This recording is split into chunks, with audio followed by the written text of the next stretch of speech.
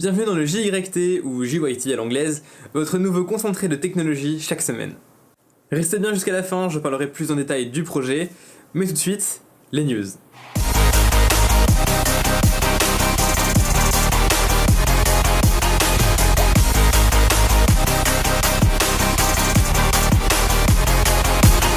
Commençons avec la conférence Made by Google qui a eu lieu mercredi dernier, dans laquelle Google a présenté pas mal de nouveaux produits. Le plus attendu était sans doute le nouveau Google Pixel, le nouveau téléphone de Google, plus puissant, des haut-parleurs frontaux. Google a même été copié HTC avec son système de bord pressable qui permet de déclencher Google Assistant.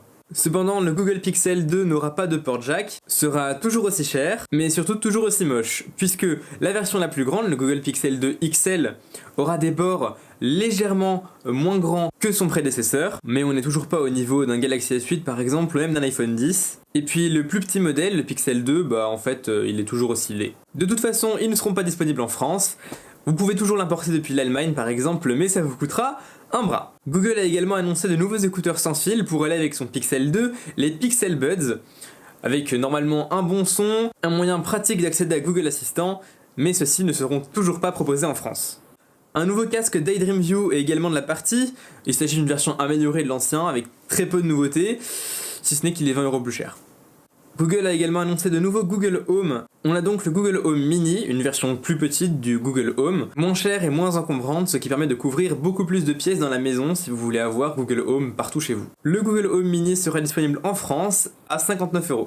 On a également le Google Home Max, une réponse en quelque sorte à Apple et son HomePod, qui est une version plus grosse du Google Home avec un bien meilleur son, une nouvelle technologie qui permet de s'adapter à la pièce dans laquelle le Google Home Max se trouve, et toujours bien évidemment Google Home intégré dedans. En revanche, il n'est toujours pas disponible en France, et puis bon, à 399€, je suis pas sûr qu'il aurait eu un grand succès. Google a également présenté la Google Clip, une petite caméra qu'on est censé garder tout le temps avec nous et qui enregistre automatiquement les moments qui lui semblent intéressants en fait, grâce à une intelligence artificielle. Il va dire tiens, on voit un enfant sourire ici, ça peut être intéressant, il l'enregistre et il nous fait une petite compilation des moments les plus intéressants qu'on a passés dans la journée. Ça peut être sympa par exemple pour les parents qui veulent immortaliser tous les moments avec leur enfant. Le Google Clip sera disponible à 249$ aux États-Unis, en revanche on n'a pas d'infos sur une disponibilité dans le reste du monde. Voilà, c'est tout pour la conférence de Google. Ah si, Google a annoncé un nouveau Pixelbook qui tournera sur Chrome OS, mais tout le monde s'en fout en fait. GoPro avait eux aussi deux nouveaux produits à présenter, la GoPro Hero 6, qui va succéder à la GoPro Hero 5, qui propose désormais l'enregistrement vidéo en 4K 60 images par seconde, ou bien en 1080p à 240 images par seconde. Elle devrait proposer de meilleures performances en basse luminosité, grâce à un nouveau processeur développé par GoPro. Elle sera disponible à 570€, soit 100€ de plus que la GoPro Hero 5. On a également une nouvelle caméra à 360 degrés, la Fusion 360, qui permet d'enregistrer des vidéos en 5,2K à 30 images par seconde. Alors il faut bien noter que vu que la vidéo va être sphérique, 5,2K c'est pas si énorme que ça, puisque c'est la taille totale de l'image qui va en fait être arrondie. Elle sera étanche jusqu'à 5 mètres, ce qui en fait, si je ne dis pas de bêtises, la première caméra à 360 degrés étanche. Mais le plus intéressant, c'est qu'elle sera compatible avec l'intégralité des accessoires GoPro, donc par exemple vos trépieds, vos accessoires pour les fixer sur votre casque, vous pourrez fixer cette caméra partout. Seul petit hic, elle sera disponible à partir de 750€, ce qui est quand même pas donné. Intel avait annoncé il y a très peu de temps leur nouvelle génération de processeurs, Coffee Lake, qui va remplacer Kaby Lake, sorti en début d'année. Et les premiers résultats des tests sont apparus sur internet. Pour rappel, Coffee Lake c'est en fait quasiment la même architecture que Kaby Lake avec très peu de différence.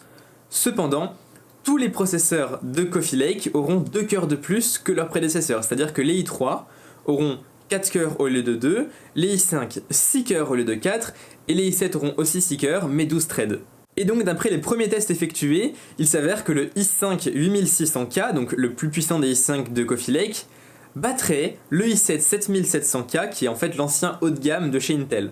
Grâce à l'ajout des nouveaux cœurs, les performances seraient vraiment incroyables, et cela permettrait peut-être à Intel de faire face à AMD avec ses nouveaux processeurs Ryzen. Cependant, si vous voulez vous offrir ces nouveaux monstres, il faudra également changer de carte mère, puisque les nouveaux processeurs ne sont pas compatibles avec l'ancienne génération de carte mère Intel, donc Z270, il faudra acheter une carte mère Z370. Et si vous êtes toujours intéressé, il faudra vraiment vous dépêcher, puisque les stocks ont l'air d'être très faibles, il est quasiment en rupture de stock partout, aucun des modèles est disponible. Intel a confirmé que cette très faible disponibilité était normale et que très peu de processeurs Coffee Lake seront produits. On termine sur une mauvaise nouvelle, puisque Netflix a décidé d'augmenter ses prix. Le forfait entrée de gamme, celui qui permet uniquement de regarder des vidéos en SD, ne change pas, toujours à 8€ par mois. En revanche, le forfait standard, qui permet de regarder des vidéos en HD, passe à 11€ au lieu de 10€, donc une petite augmentation. Et l'abonnement premium passe à 14€ au lieu de 12€. Si vous souhaitez donc vous abonner à Netflix, vous paierez ces nouveaux tarifs. Et si vous êtes ancien client, ne vous réjouissez pas trop vite puisque vous aussi, vos tarifs augmenteront à partir du 19 octobre. Vous aurez quand même la possibilité de résilier si vous le souhaitez, sinon vous devrez payer. Oh, mais Netflix ne s'arrête pas là puisqu'ils ont également annoncé qu'une future augmentation pourrait également avoir lieu avec l'augmentation des taxes de l'audiovisuel. Voilà, c'est tout pour les news, passons maintenant à l'application que j'ai sélectionnée pour vous cette semaine. Toutes les semaines, je vous présenterai une application qui a particulièrement retenu mon attention, ça peut être une application utile ou bien un jeu. Et cette semaine justement, c'est un jeu qui a retenu mon attention, il s'agit de DataWing, un jeu de course dans lequel vous contrôlez donc une DataWing qui a pour but de transmettre des données entre un point A et un point B sous les ordres de la modder. Donc en fait, motherboard en anglais qui veut dire carte mère. En fait c'est un jeu qui se passe dans l'univers de l'informatique, c'est ça qui est très intéressant, et l'histoire est vraiment ultra bien faite, les contrôles sont très agréables et voilà, vous devez en fait vous balader dans un circuit, ne pas toucher les murs, aller le plus rapidement possible et délivrer l'information. C'est vraiment un jeu magnifique et je vous recommande si vous avez par exemple 20 minutes à perdre le matin en allant à l'école ou même au travail. Oui, ça sent le vécu. DataWing est disponible sur iOS et Android et le lien est dans la description. Voilà, c'est tout pour ce premier JYT. Maintenant parlons un petit peu de qu'est-ce que c'est en fait.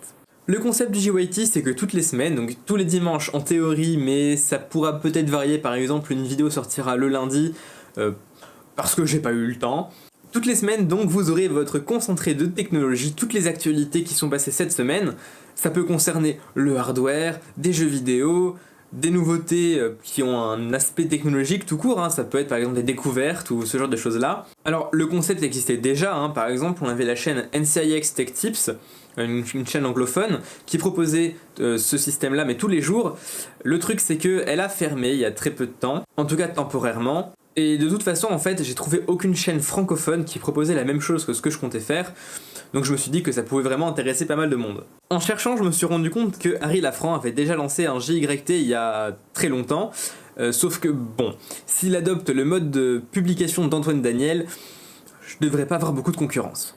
Voilà, j'espère vraiment que ce premier JYT vous aura plu. N'hésitez pas à partager cette vidéo à tous vos potes passionnés de high-tech ou même ceux qui ne le sont pas d'ailleurs, on sait pas, ça peut les intéresser. N'hésitez pas également à vous abonner, il devrait y avoir de ce côté-là ou par là un petit icône avec l'icône de la chaîne, vous pourrez vous abonner. Bon, en cliquant en haut à droite, il y aura normalement la vidéo précédente, sauf que vu que c'est le premier JYT, il n'y en avait pas avant. Et enfin, si ce JYT vous a plu, n'hésitez vraiment pas à mettre un petit like sur cette vidéo, ça fera très plaisir et surtout ça me permettra de soutenir le projet et de lancer la chaîne puisque les débuts c'est toujours très difficile. Allez, sur ce je vous souhaite une bonne semaine et je vous dis à dimanche prochain.